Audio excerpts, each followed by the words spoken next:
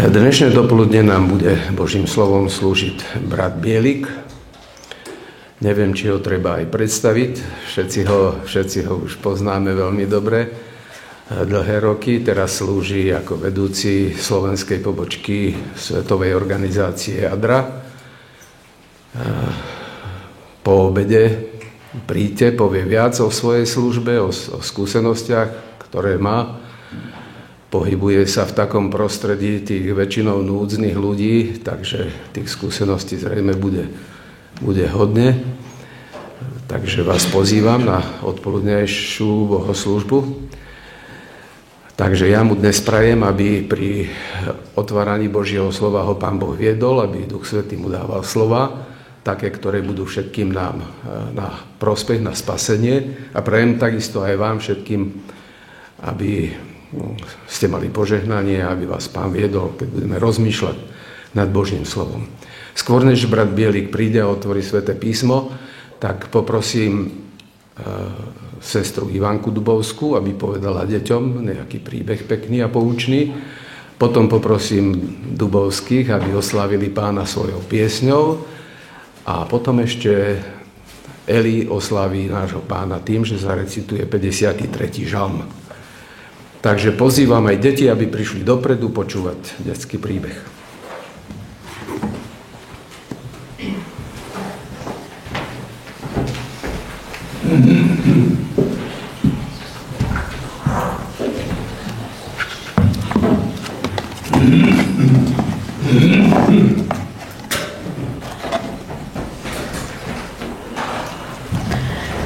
Takže vítajte, deti. Verím, že aj dnešný príbeh sa vám bude páčiť. Bude to zase príbeh o zvieratkách. Takže, možno sa aj vám stalo, že ste v záhrade niekedy na jar videli, ako vtáčiky lietajú na jedno presné miesto. Áno, no Karinka? Áno. Na jar si vtáčiky robia hniezda na stromoch alebo v kríkoch, aby boli dobre schované. Do tých hniezd nakladú vajíčka a potom z tých vajíčok počase sa vyliahnú malé vtáčiky. A o tie vtáčiky sa ich rodičia musia starať. A u nás na dvore tiež také vtáčiky máme, žltochvosty, a oni si robievajú hniezda blízko domu. Tak aj my to môžeme pozorovať. A keď sa tie vtáčiky vyliahnú, tak vtáči rodičia majú veľmi veľa roboty, pretože obidvaja, aj mamička, aj ocko tých vtáčikov musia lietať, uloviť nejaké mušky alebo nájsť nejakých červičkov a stále tie svoje hladné detičky krmia. Určite ich tam býva niekedy 3, niekedy aj 5 tých vtáčatiek a stále majú otvorené hladné zobáčiky a vždy, keď sa tí rodičia priblížia, tak začnú tak čipkať tie malé vtáčiky a vtedy vieme, že sa krmia. No a takto to trvá možno 2, možno 3 týždne a potom tie vtáčiky narastú a už sú také veľké, že sa skoro do toho hniezda nezmestia. A to je ten čas, keď to hniezdo musia opustiť, musia vyletieť, pretože už majú aj pierka na sebe a majú krídelka, síce také krátke chvostíky, ale už dokážu z toho hniezda vyletieť. A potom ich niekedy vidíme v záhrade, že tam hopkajú a tí rodičia ešte sa o nich starajú aj v tej záhrade, ale už nikdy viac sa do toho hniezda nevrátia. A tento príbeh vám hovorím preto, že aj my ľudia sa v niečom podobáme na tieto vtáčiky. Aj my ľudia sme boli v takom úžasnom hniezde, kde sa o nás staral náš nebeský Otecko. V Biblii sa o tomto hniezde píše hneď na začiatku, nazýva sa raj. Pán Boh pripravil pre nás, pre svoje deti, úžasný domov, v ktorom to bolo všetko krásne, dokonalé, boli tam úžasné stromy, kvety, zvieratka, vtáčiky, boli tam stromy s ovocím. Jeden strom bol zakázaný a vy už z biblickej škôlky ten príbeh poznáte, že Eva uverila a nechala sa oklamať tomu hadovi. A vlastne aj s Adamom potom museli toto úžasné hniezdo, tento náš pravý domov opustiť a už sa do ňoho nikdy nesmeli vrátiť. A už sa nikdy potom nemohli takto stretávať s Pánom Bohom, tak ako to bolo pôvodne. No a náš nebeský Otecko bol z toho veľmi smutný, ale nenechal to tak a pripravil nám plán záchrany a poslal svojho syna, ktorý tu žil a ktorý za nás zomrel, aby sme sa raz mohli vrátiť domov. A tak sa veľmi tešíme a sme Pánu Bohu vďační za túto možnosť, aj za to poznanie, ktoré nám dal. A chceme, aby aj ďalší ľudia sa o tom dozvedeli a aby mohli aj oni sa radovať z tej nádeje, ktorú máme my v Pánu Bohu. A tak chcem, aby ste aj vy, detičky, počuli a my dospeli, aby sme si pripomenuli krásne zasľúbenie, ktoré nám dal Pán Ježiš. Nech sa nelaká vaše srdce, veríte v Boha, verte aj vo mňa. V dome môjho Otca je mnoho príbytkov. Keby nebolo tak, povedal by som vám to, pretože vám idem prihotoviť miesto a keď odídem a prihotovím vám miesto, prídem zase a poberiem si vás k sebe, aby ste tam, kde som ja, aj vy boli. Takže toto je ten spôsob, ako sa budeme môcť vrátiť do toho nášho pravého domova, do toho hniezda. Amen. Amen.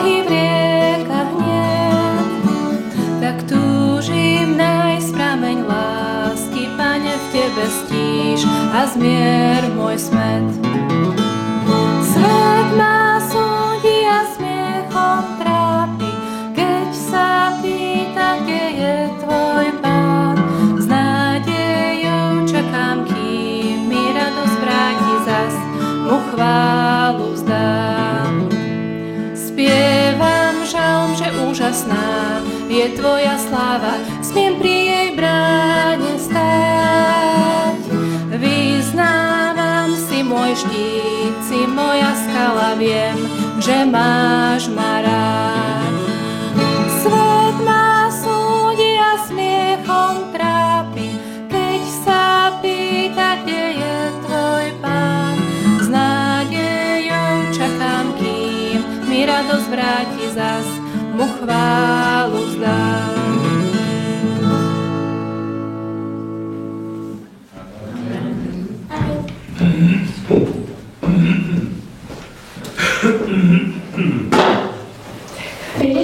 Tretí žalm. Blázon si hovorí, Boha niet. Blázon si hovorí, Boha niet.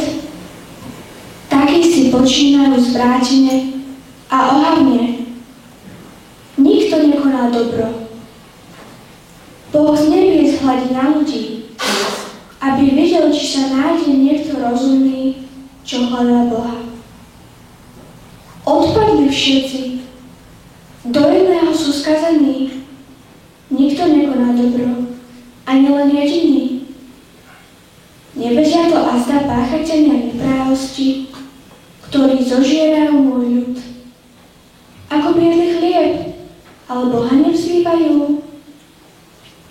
Veľmi sa zlakli tam, kde sa nie z čoho báť. Veď Boh rozmetal kosti tých, čo ťa tiesnili. Zahambia sa, lebo ich Boh zavrhol. Kiež príde zo Siona spása Izraela. Keď Boh zmení osud svojho ľudu, Jákob zajasá, Izrael sa poteší. Amen. Amen.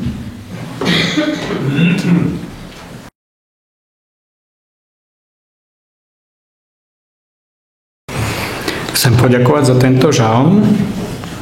Je veľmi krásny a obsahuje aj veľmi dôležité myšlienky. Verím, že ste si ich zobrali. Ja by som dnes do poludňa chcel spolu s vami otvárať Božie slovo a rád by som uvažoval o slovách, ktoré často používame, aj keď vieme, že sú nepravdivé. A komplikujú nám život, komplikujú nám vzťahy a najlepšie by bolo, keby sme si ich zakázali. Zakázali by ste si nejaké slova používať? Nože, ja vám nejaké navrhnem, dobre? A to sú takéto slova, že všetci, každý, nikdy, vždy. Poznáte také? Áno? Ako často ich používame? V akej súvislosti ich najčastejšie používame? Veľmi často ich používame, keď si riešime nejaký konflikt. Potom začne ty nikdy, ty vždy. Poznáte to? Že? Problém je, že tie slová nie sú určite pravdivé a veľmi ničia vzťahy. Cudzím slovom sa tomu hovorí, že generalizovanie. Počuli ste už také slovo? A ak kto nerozumiete cudzím slovám, tak ešte sa to hovorí, že nálepkovanie. Niekomu dáme nálepku, že on takýto je a to sa s ním potom nesie. Alebo sa povie, že hádžeme do jedného vreca všetkých. A toto sa robí vo vzťahu k jednotlivcom. Hovoríme, aká matka, taká Katka. A chuďa Katka nemôže za to, aká bola jej matka. Že? On je raz z takej rodiny a tak ďalej. Robíme to vo vzťahu k menšinám a k nejakým skupinám. Keď sa povie bezdomovci, tak všetci vieme, že čo? Že to sú tí zlí, hej? A podobne. Ale používame to aj vo vzťahu k národom. Hej, keď začneme rozprávať o Židoch, o Černochoch, o Araboch. Rozumiete mi? A my potom máme nejaký taký svoj pohľad a v poslednej dobe sa to stalo veľmi populárne vyjadrovať sa o ľuďoch a nálepkovať ich a spájať ich na základe toho, že patria k nejakému národu. Toto sú Palestínci, toto sú Izraelci, toto sú Rusi, toto sú Ukrajinci, toto sú Židia a toto sú Maďari. A mám pokračovať. Za každým je nejaký príbeh. A možno by som nemusel o tom vôbec rozprávať, ale ono je to praktický problém dnešných dní. A chcem, aby sme si uvedomili, ako strašne sa mýlime, ako strašne ľuďom ubližujeme, keď ich nálepkujeme a hádžeme do jedného vreca. A ešte poviem to aj kresťansky, lebo sme na kresťanskej pôde, ako veľmi tým hrešíme proti blížnemu a proti Pánu Bohu. Ten problém je starý ako ľudstvo samo. Pozná ho Písmo Sväté a veľmi jasne k nemu hovorí. Takže ja teraz chcem, aby sme otvárali Písmo Sväté. Poďte spolu so mnou a budeme sa o tom baviť. Máme sa teda o tých troch skupinách. Jednotlivci, potom budeme hovoriť o rodinách a potom budeme hovoriť o národoch. Dobre? Takže jednotlivci. Naša tendencia, ty nikdy, ty vždy. Prosím vás, koľko vzťahov toto už porušilo, pokazilo? Koľko rodín sa na túto tému rozhádalo. A mimochodom, toto je najčastejší argument na rozvodnom súde. Ona nikdy, on vždy. Čo na to Biblia? Je veľmi zvláštne všimnúť si v Biblii, že Písmo Sväté nás učí, že nemôžeme ľudí len tak generalizovať a povedať, že on je taký alebo onaký na základe jednej skúsenosti. Otvorte si Písmo Sväté u Matúša v 16. kapitole. Matúš 16. kapitola hovorí o tom, že Ježiš má rozhovor s Petrom a v 16. a 17. verši sa ukazuje taký veľmi zvláštne postavenie apoštola Petra. Ježiš mu povedal, takto, Peter povedal Ježišovi, ty si Kristus, syn živého Boha. A Ježiš mu na to povedal, Blahoslavený si Šimon, syn Jonáša, lebo to ti nezjavilo telo a krv, ale môj Otec, ktorý je v nebesiach. Ježiš na výrok apoštola Petra reaguje tým, že mu povie, no to, čo si teraz povedal, tak to z teba prehovoril, kto? Duch Svätý alebo sám Pán Boh. Tu je napísané, môj Otec, ktorý je v nebesiach, toto ti vnúkol. A hneď za tým je aj to, že Peter dostal určité poslanie. No ale keď ideme o 4 verše ďalej, 22 až 23, tak Peter si zoberie Ježiša bokom a začne mu dohovárať.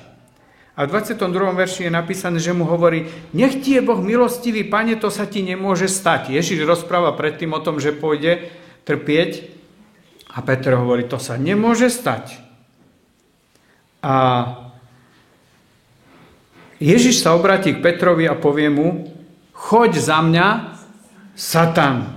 Si mi na pohoršenie, lebo nemyslíš na Božie veci ani na ľudské.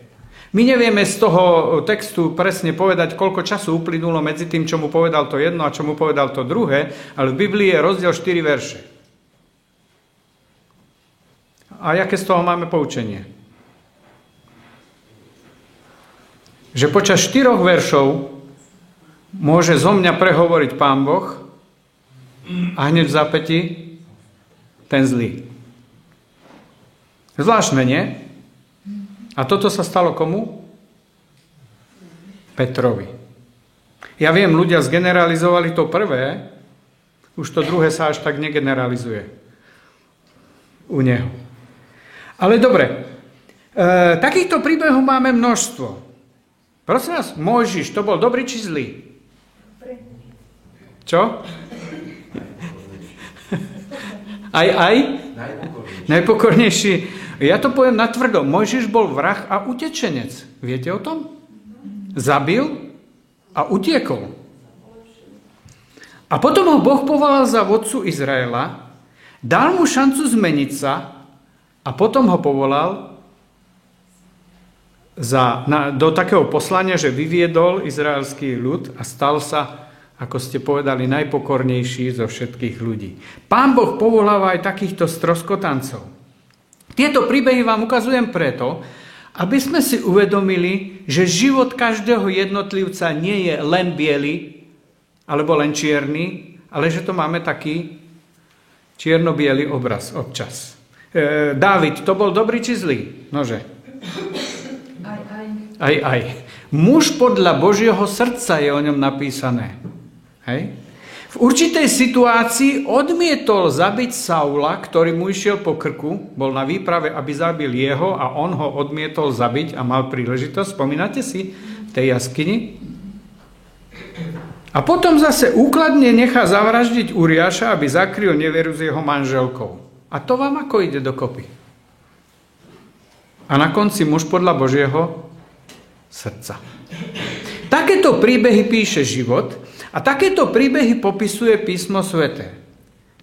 A ja mám práve preto rád Bibliu, pretože to nie je, teraz mi dovolte povedať to takým, to nie je svätá knižka, ktorá by popisovala len sväté životy svätých ľudí. To je reálna kniha, ktorá popisuje, ako sa život každého človeka zmieta medzi dobrom a zlom.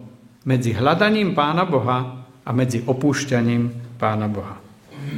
Ten príbeh 1, 2, 3 a ďalšie hovoria o tom, že každý človek sa má zmeniť a môže zmeniť. Dokonca aj v poslednej minúte svojho života, ako poznáme príbeh o Lotrovi na kríži.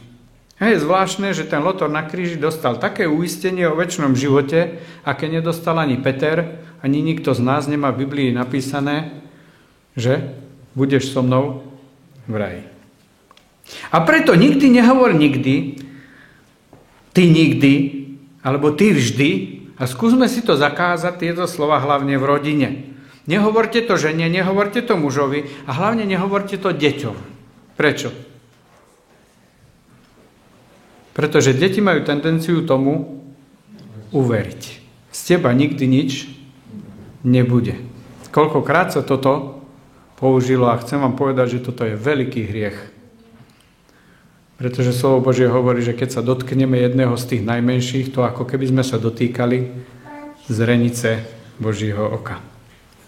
Podľa tohoto teda každý má šancu zmeniť sa a začať od znova, dokonca aj ty a dokonca aj ja. A na tom to stojí.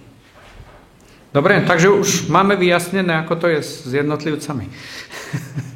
Dobre, teóriu sme zvládli, poďme teraz k rodinám. Ako to je s tými rodinami? Oni sú všetci takí. Už ste to počuli takde?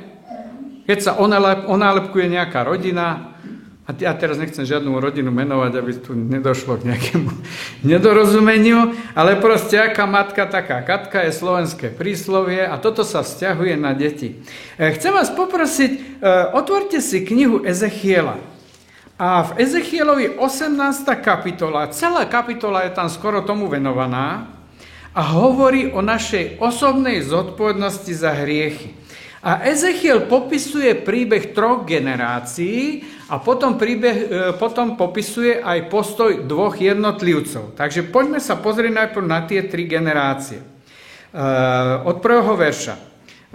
Sledujte si to každý vo svojej Biblii, možno máte nejaké iné preklady, ale to je možno dobré, aby sme to videli, ako rôzne sa to prekladá. Potom mi zaznelo slovo Hospodina. Ako to, že na pôde Izraela používate takéto príslovie? Vidíte, aj oni mali príslovie. Otcovia jedli nezrelé hrozno, ale synom strpli zuby. Mali to ináč, my to máme iné príslovie, ale zmysel je podobný. Ako žijem, znie výrok Pána Hospodina, nebudete mať ani používať takéto príslovie v Izraelovi. Mne patria všetky osoby, alebo všetci ľudia, rohaček má všetky duše, osoby otcov, tak osoby synov, mne patria. Osoba alebo človek, ktorý hreší, ten zomrie. A teraz poďme na tie 3 generácie. Takže máme prvú generáciu. A prvá generácia je popísaná takto. Ak je niekto spravodlivý, uskutočne právo a spravodlivosť, nie je dáva na vrchol. Všimnite si, čo všetko je považované za spravodlivosť podľa tohto textu.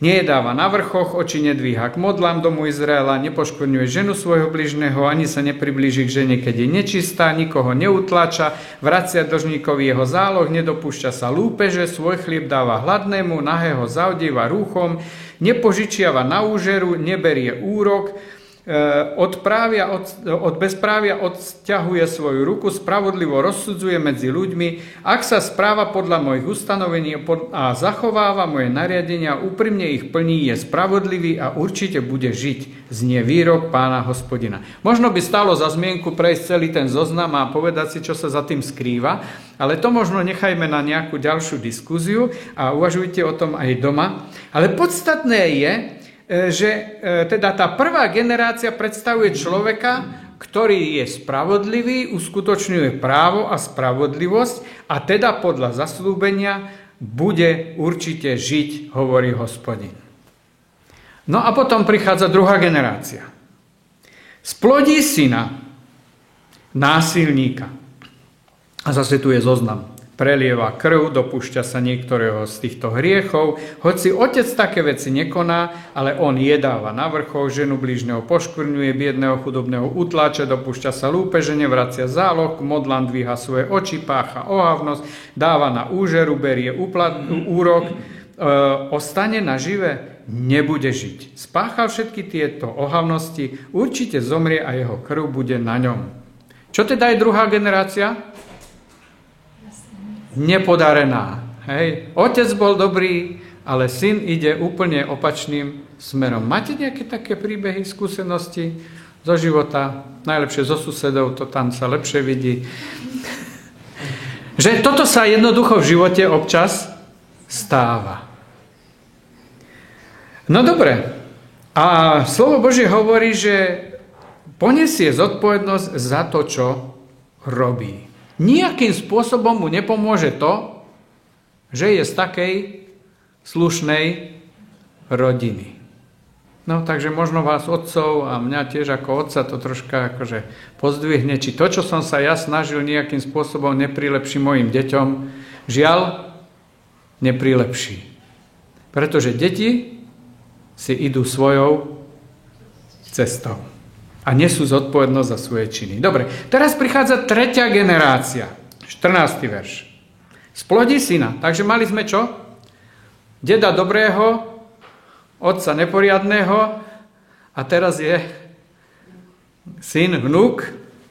Splodí syna, ktorý uvidí všetky hriechy svojho otca, ktoré popáchal, ale sa bojí a nekoná podobne, teda na vrchu nedáva svoj zrak nedvíha k modlám domu Izraela, ženu bližného nepoškvrňuje, nikoho neutláča, nezadržuje záloh, nedopúšťa sa lúpeže, zo svojho chleba udeluje hladnému, nahého zaodieva rúchom, od bezpravia odťahuje svoju ruku, neberie úžeru ani úrok, moje nariadenia plní, chodí podľa mojich ustanovení.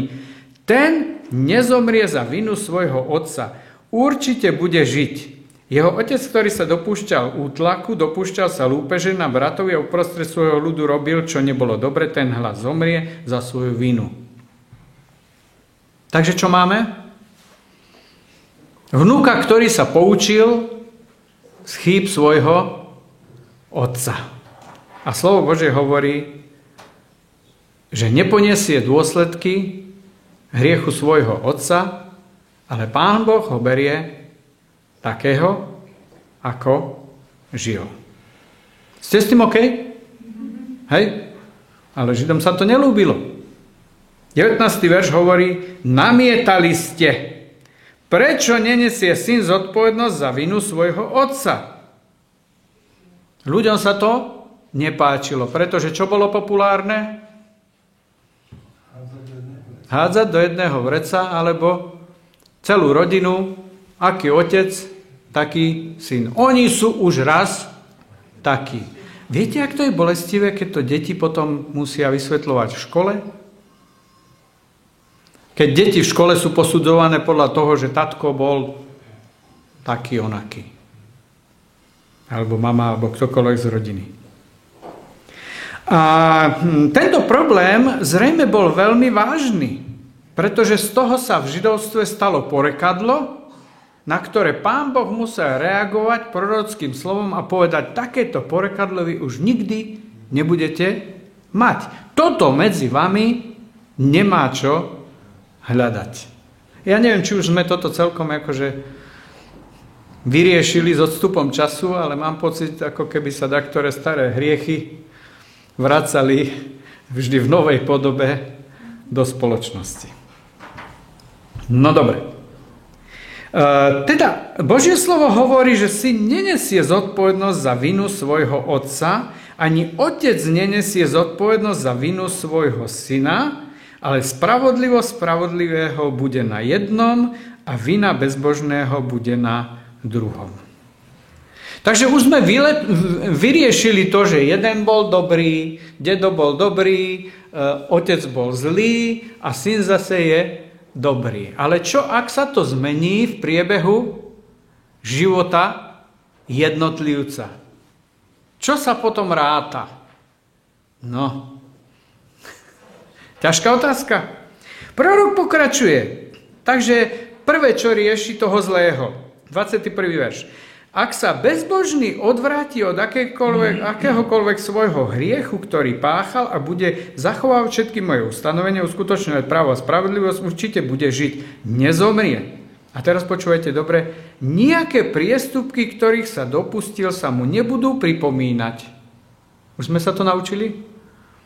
Keď sa niekto polepší, aby sme to už nikdy nepripomínali, čo navystrájal. Aj.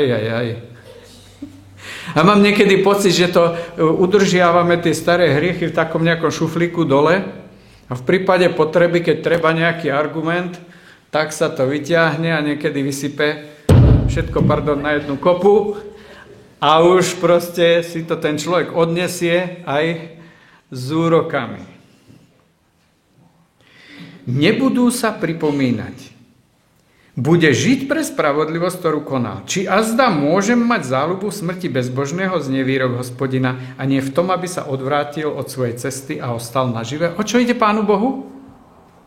Ja to poviem pekne. Aby sme sa polepšili a mohli žiť. A preto Pán Boh je schopný a ochotný minulosť nepripomínať.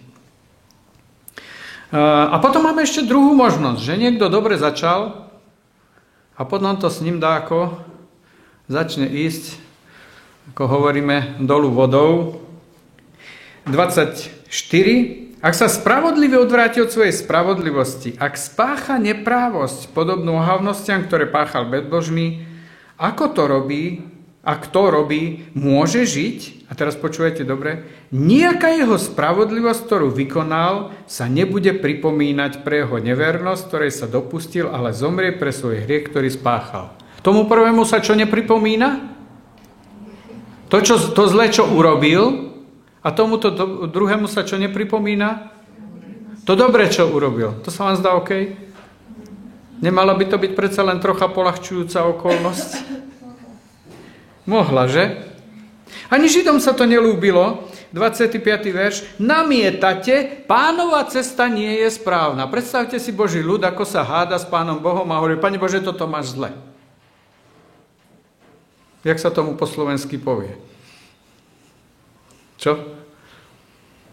No nehambite sa, to je drzosť, nie? Pánu Bohu takto odvrávať. Pán Boh niečo povie cez proroka a prorok hovorí, a vy k tomu namietate a vám sa to nepáči, že Pán Boh takto tie veci nastavil. Počúvajte, dom Izraela, hovorí prorok. Nie sú správne moje cesty? A či nie sú nesprávne vaše cesty? Ak sa spravodlivý odvráti od svojej spravodlivosti, pácha nepravosť a preto zomrie pre svoju nepravosť, ktorej sa dopustil.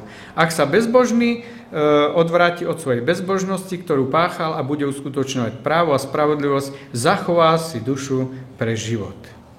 A keď uvidí a odvráti sa od všetkých priestupkov, ktorých sa dopúšťal, určite bude žiť a nezomrie. A znova dom Izraela, a teraz už tretíkrát namieta, Pánova cesta nie je správna. Chodíte takto do zboru odvrávať Pánu Bohu?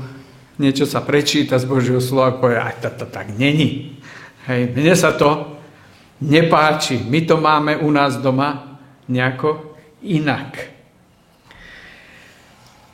No, a znova opakuje tu na prorok, nie sú správne moje cesty, dom Izraela? Či nie sú nesprávne vaše cesty? Z každého z vás budem súdiť podľa vašich ciest, znie výrok Pána Hospodina. Odvráťte sa od všetkých svojich hriechov, potom vás neprávosť neprivedie k pádu. Odhoďte od seba všetky svoje hriechy, ktorých ste sa dopúšťali, utvorte si nové srdce a nového ducha, veď prečo máte zomrieť, dom Izraela? A teraz znovu Pán Boh opakuje, prečo to vlastne všetko nechal zaznamenať. Nemám záľubu smrti toho, kto musí zomrieť, znie výrok Hospodina. Obráťte sa a žite. Jednoduché? Už by k tomu bolo treba len povedať amen a poďme domov a žijeme podľa tohoto slova.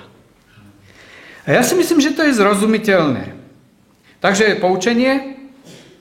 Z dobrej rodiny môžu pochádzať zlí ľudia. Súhlasíte? Zo zlej rodiny môžu výjsť dobrý. Dobrý sa môže zmeniť na zlého. Zlý sa môže polepšiť a zmeniť na dobrého. Všetky tieto 4 možnosti sú v hre v živote každého jedného z nás. A prosím, akceptujme, že sú v hre aj v živote všetkých našich príbuzných a blížnych. A nedávajme ľuďom dopredu nálepky, on je jednoducho raz taký, alebo on sa už nikdy nezmení. A potom ďalšie poučenie z tohto textu je, že každý si nesie zodpovednosť za vlastný život, za vlastný aj hriech. Pretože spasenie je osobné a spasení alebo zatratení nie sme na základe toho, z akej sme rodiny, z akej sme rasy, z akého sme národa, dokonca ani nie z akej sme cirkvi, alebo na základe toho, čo robili moji rodičia, alebo čo robila moja stará mama. Pre spasenie sa hodnotí, čo som urobil ja, a ja osobne sa postavím pred Pánom Bohom, aby som niesol zodpovednosť za svoje činy, za to, čo som urobil a aj za to, čo som neurobil a urobiť mohol. Dobre, takže vyriešili sme jednotlivcov, vyriešili sme rodiny. Máte chuť ešte ísť aj národy riešiť? Čo? Vládzate ešte trocha? Dobre, to bude také bolavé, ale patrí to k tomu, pretože je to otázka aj dnešnej doby. Projekt s Božím vyvoleným národom, ktorý mal byť svetlom všetkých národov, nejako dejiny popisujú, že zlyhal. To národné vyvolenie oni pochopili tak, že aha, my máme mimoriadne, čo? Postavenie a privilégium voči ostatným a nie, že my máme poslanie pomáhať ostatným. My sme niečo viac, až do takej miery, že a my si teda môžeme dovoliť aj toto, aj ono a to všetko sa nám prepečie, lebo my sme ten správny vyvolený národ. Aký tragický pohľad, aký tragický problém. A preto v Lukáša 13. kapitole, ak máte Bibliu, otvorte si 34-35, Ježiš musí konštatovať Jeruzalém. A viete, čo tam je napísané? Ktorý zabíjaš prorokov a kameňuješ tých, čo boli poslaní k tebe. Pán Boh posiela k tomu národu prorokov, aby im otvorili oči a povedali ľudia, ale takto sa to predsa nedá. A oni miesto toho, aby zarozmýšľali, zastavili sa, tak ich zabijú a kameňujú kvôli tomu, aby nemuseli počúvať nejaké napomínanie. A Ježiš tam hovorí, že koľkokrát som vás chcel zhromaždiť tvoje deti ako sliepka svoje kuriatka pod krídla, ale nechceli ste. A potom je tam ten bolavý výrok, váš dom ostáva pustý. A nakoniec to vedie k tomu, že sa zaslúžili o ukrižovanie Božieho syna. Po týchto udalostiach potom nastupuje prvá cirkev. A prvá cirkev sa musí vysporiadať s jedným problémom. A ten problém bol veľmi vážny a hlboko zakorenený. Až do takej miery, že sa nechceli vôbec baviť s tými Grékmi a nechceli sa baviť s tými Samaritánmi a nechceli sa baviť s tými pohanmi a Rimanmi. A potom tam v skutkoch 10. kapitole je ten príbeh, ako musel Petrovi Pán Boh ukázať tú nádobu s tými nečistými zvieratami a ukázať mu, že pozri, ale to je trošku inak. A Peter to správne pochopil a v 34. verši v 10. kapitole zadefinuje pamätný verš. Naozaj poznávam, že Boh nikoho neuprednostňuje, ale v každom národe mu je milý ten, kto sa ho bojí a koná spravodlivo. Aký to objav? Zvláštne, nie? Pripadá vám to niečo ako čudné, toto? Možno ani nie, lebo my sme tí pohania, viete, Slovania nemajú nejaké napojenie, prepojenie, aspoň ja o tom neviem, na vyvolený židovský národ, alebo čo si my sme proste sa k tej viere v Pána Boha historicky nejako dopracovali. Ale to silné zakorenie, že len my, to bolo veľmi bolavé pre apoštola Petra a prvých kresťanov to prekonať. Preto ten objav, v každom národe Bohu je milý ten, kto sa ho bojí a koná spravodlivo, to bol objav storočia vtedy. Boh teda nikoho neuprednostňuje na nejakom národnostnom princípe. A preto by mali pre kresťanov byť zakázané aj slova, ktoré hádžu do jedného vreca všetkých ľudí na základe toho, k akému národu oni patria. Viete, my s tým máme z histórie kadejaké už skúsenosti. Ktorí ste staršieho dáta, ešte pamätáte niečo, čo sa volalo, že druhá svetová vojna a holokaust, tak viete, že sa v určitej dobe začalo hovoriť o tom, že Židia sú zodpovední za všetko toto zlo, ktoré sa tu deje v Európe a preto by malo byť jasné, kto je Žid a nech nosia žltú hviezdu. Pamätáte aspoň z filmov, áno? A potom sa povedalo, a treba urobiť konečné riešenie židovskej otázky. A konečné riešenie bolo aké? Čo mám to tu povedať? Viete všetci. Hej? Cudzým slovom holokaust. Treba ich všetkých poslať tam a sa ich zbaviť. Prosím vás, toto je nezmazateľná škvrna v dejinách Európy. Aj tu v Trnave. Neviem, koľko tu aká bola silná komunita židovská pred vojnou a aká bola po vojne a aká je dnes. Mnoho takýchto príbehov hovorí o tom, aké nebezpečné je, keď sa začne ľudí triediť na základe toho, k akému národu oni patria. Pred nejakým časom som navštívil Rwandu. A vy viete, že v Rwande sa udiala najhoršia novodobá genocída. A boli sme na miestach, kde sa tie veci diali a musím vám povedať, že zle som spal. Oni boli schopní za 100 dní zavraždiť 1 milión ľudí. To je 10 000 ľudí priemerne každý deň mačetami. Sused suseda. Na národnostnom princípe, lebo jedni sú Hutu a druhí sú Tutsi. A tak poďme na nich. A to je niečo hrozné. A mnohí ľudia sa schovali do chrámu, aj do modlitebnej cirkvi adventistov 7. dňa, vo viere, že keď tam budú, tak tam sa ukryjú. A tam prišli a tam ich povraždili. A niektoré modlitebne a chrámy a kostoly sa zmenili na múzea, kde všetko ostalo tak, ako to bolo v tom deň. A neprajte si to vidieť. A prečo o tom hovorím? Začať hovoriť o určitom národe a hádzať ľudí do jedného vreca, populárne všetci Arabi, že? A keď sa povie Arabi, čo Slovákom naskočí? Moslimovia, teroristi a poďme, hej? A stretnete niekoho, kto je Arab, ale po obede, ak budete chcieť, tak vám môžem niečo porozprávať o Sýrii. Mal som príležitosť byť v Sýrii. A či máte predstavu, koľko adventistov 7. dňa žije v Sýrii? Málo. Nikto. Nejaké číslo dajte. 5. 100. Dobre, Jarko, nie je ďaleko odpraviť. Chcem vám povedať, že som navštívil všetkých adventistov, ktorí žijú v Sýrii. To riaditeľ Adri a jeho manželka. A u nich som spal a býval. A hovorím vám to preto, napriek tomu Adra Sýria má 90 zamestnancov.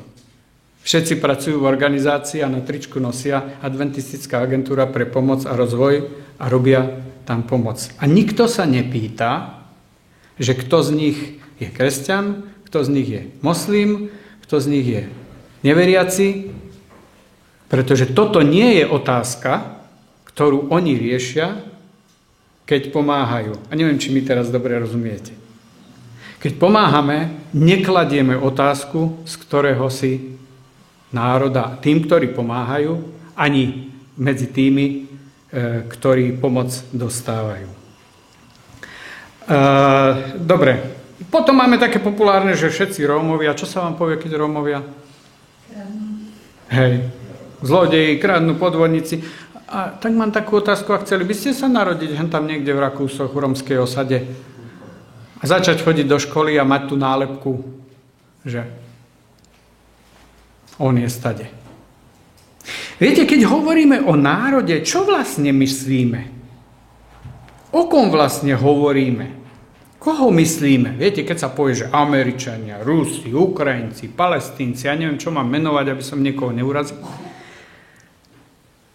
Čo tým myslíme? Myslíme tým prezidenta, myslíme tým tých politikov, myslíme tým nejakú armádu, ktorá tam bojuje, alebo myslíme obyvateľov, alebo tých jednotlivcov, tú babičku, ktorá tam žije na dedine? Koho tým myslíme, keď my vyslovíme meno nejakého národa? Rozumiete, na čo vás chcem upozorniť?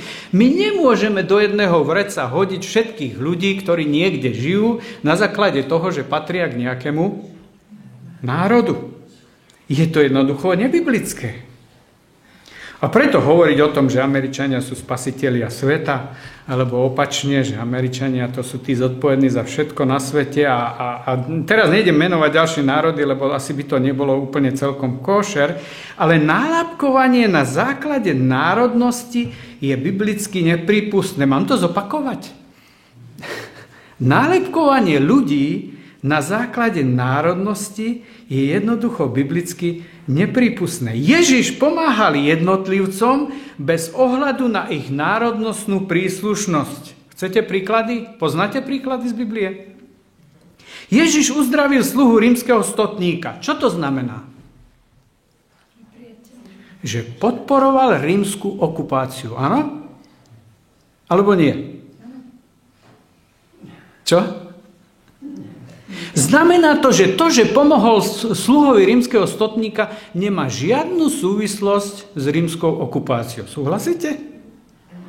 Pretože Ježiš sa zaoberá potrebou toho jedného človeka a nepýta sa, že akom je vzťahu on politickom a inom.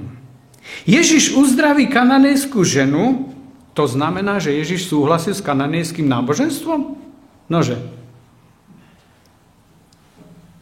Hej, či nie? Ťažké otázky dávam. To s tým vôbec nesúvisí. A preto to nesmieme takto spájať.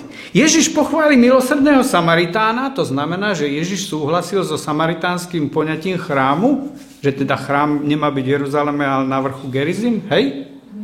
Nie, to spolu vôbec nesúvisí. Pretože osobný postoj Ježiša k tomu človeku vôbec nesúvisí s tým, z akého národa ten človek je.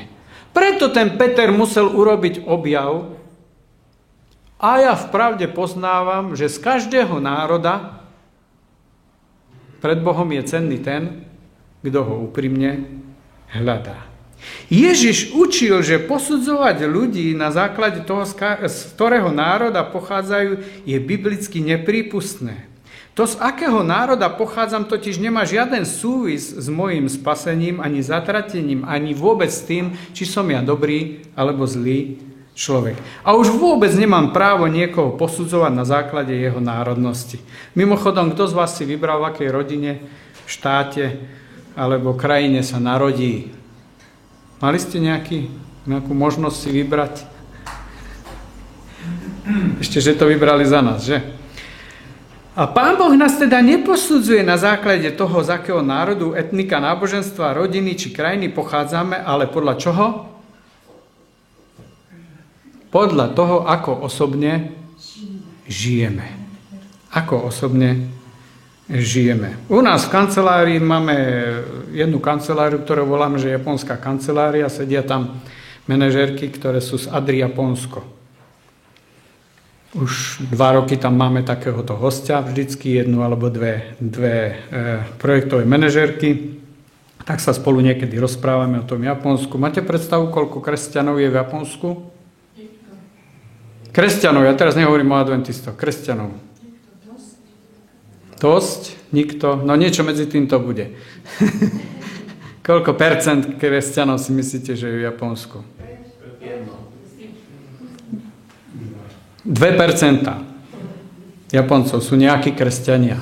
Počnúc protestanti, katolíci, akákoľvek cirkev charizmatická, ktorá nejakým spôsobom sa hlási k odkazu písma svätého. 2%.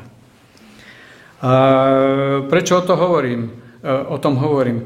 Ja si hovorím, a jak je to možné, že sa medzi nimi nájde toľko dobročinnosti v takej miere a v takej forme, ako je ťažko hľadať tuto medzi nami v krajinách, kde si hovoríme, že percentuálne sme my niekde na nejakej úrovni. Rozmýšľajte o tom.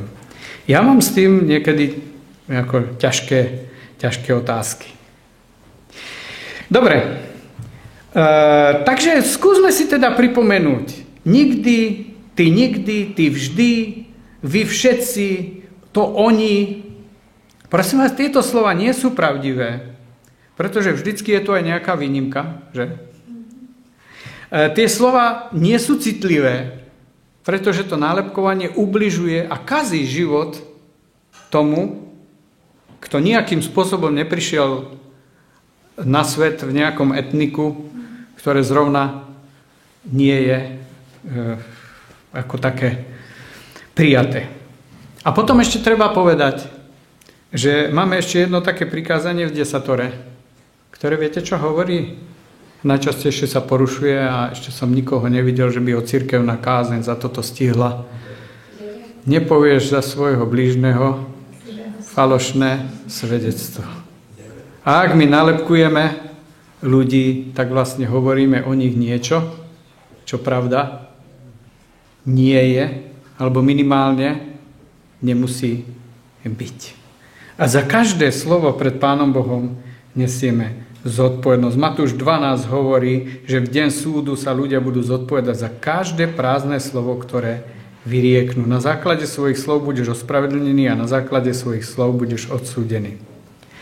A tak by som si veľmi prijal, aby ak táto spoločnosť, ktorá sa dneska polarizuje a strašne veľa rozpráva o národoch, a ten národ je dobrý, a ten národ je zlý, a tí sú všetci takí, a tí sú onakí, a blížime mnohým ľuďom, aby modlitebňa bolo miestom, ktoré je otvorené pre kohokoľvek, kto sem príde, aby cirkev bola spoločenstvom, ktoré je pripravené akceptovať každého človeka bez rozdielu, aby sme sa nepýtali, a odkiaľ ten človek je a kam sa hlási a ku komu patrí. Pretože cirkev je miestom, ktoré Pán Boh určil na to, aby sme jeden druhému pomáhali. Dobre, rád by som tu uzavrel a chcem uzavrieť niečím, čo je veľmi podstatné. A to je otázka, čo vlastne Pán Boh bude riešiť pri záverečnom súde. Čo si myslíte, ktorý názor náš? Čo? My sme dneska spomínali v úlohách Matúš 24. kapitolu tie svetové udalosti, čo sa bude diať, že budú vojny, hlad, zemetrasenie, nenávisť. A ja vám chcem povedať, že keď Ježiš o tomto hovorí, tak o tom hovorí práve so zámerom, aby ukázal, koľko ľudí v dôsledku všetkých týchto udalostí bude na svete trpieť. My to v Adre vnímame, že to je ako keby proroctvo o slovenskej Adre. Prepáčte, že som tak nadnesene trošku povedal, pretože je tam napísané, že veľkým problémom budú vojny a my sme zamotaní v pomoci vo frontových zónach na Ukrajine a teraz najnovšie aj v Gaze. V Biblii sa hovorí, že problém bude hlad. Ja zajtra odchádzam do Ugandy, kde ten hlad úplne reálne stále ešte sa musí riešiť a sme do toho zamotaní. V Biblii sa hovorí, že budú zemetrasenia a keď sme prišli do Sýrie a videli sme tie domy roztrasené zo zemetrasenia, vodovody potrhané, tak som si hovoril, už mi to nejako sa spája s tým, čo sa v tom Matúšovi hovorí. Ale všetko toto je tu popísané preto, že z toho sú milióny trpiacich utečencov, vdôv, sirôt a ľudí, ktorí nevinne prišli o strechu nad hlavou a potrebujú našu pomoc. Po Matúšovi 24 prichádza Matúš 25, keď Pán Boh hovorí o tom, že nás obdaril a vybavil na to, aby sme tým ľuďom pomáhali. A preto tam je to podobenstvo o pannách, podobenstvo o hrivnách, kde sa ten Pán na konci pýta, a ako ste použili to, čo som vám k dispozícii dal? A na záver sa pýta, čo ste s tým urobili? A potom je 25. kapitola, ktorá hovorí o poslednom súde. A prosím vás, ak máte pocit, že si moc teda vymýšľam s tým, že ten Matúš 24 nie je kvôli tým udalostiam, ale kvôli tým ľuďom, tak si všimnite, že Matúš 25 o poslednom súde sa pýta, čo si urobil pre jedného z týchto blížnych trpiacich? Koho ste nasýtili? Koho ste obliekli? Koho ste navštívili a tak ďalej. A teda Božie slovo v tomto nás vyzýva, aby sme trošku menej o tom mudrovali, čo sa deje, a viacej pomáhali tým, ktorých to postihlo. Chcem vám povedať, že odkedy sa venujem tej humanitárnej práci, tak oveľa viac tieto veci vnímam ako citlivé a aktuálne. A v mnohom to zmenilo môj pohľad aj na písmo sväté, na biblické príbehy. A tak vás chcem tiež pozvať k tomu, aby toto sa stalo súčasťou vášho života. Aby sme boli veľmi citliví jeden voči druhému, nehádzali do vreca v rámci rodiny alebo svojich najbližších, ale ani v rámci žiadneho národa. Ale aby sme pochopili, že Pán Boh všade má ľudí, ktorí potrebujú našu pomoc a keď tú pomoc dostanú, je to príležitosť, aby Pána Boha spoznali cez našu službu. Tak vám prajem, aby vás Pán Boh v tomto požehnal.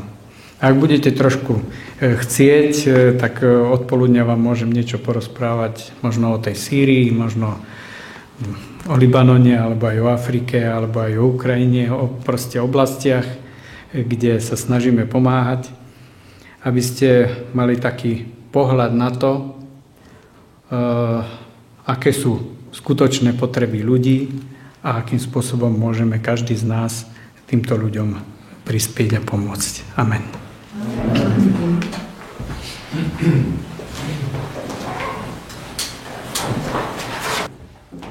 Oče náš, ktorý si v nebesiach, sme ti veľmi vďační za to, že si nám zanechal tvoje slovo, že sa z neho môžeme učiť veľmi praktické veci pre náš každodenný život.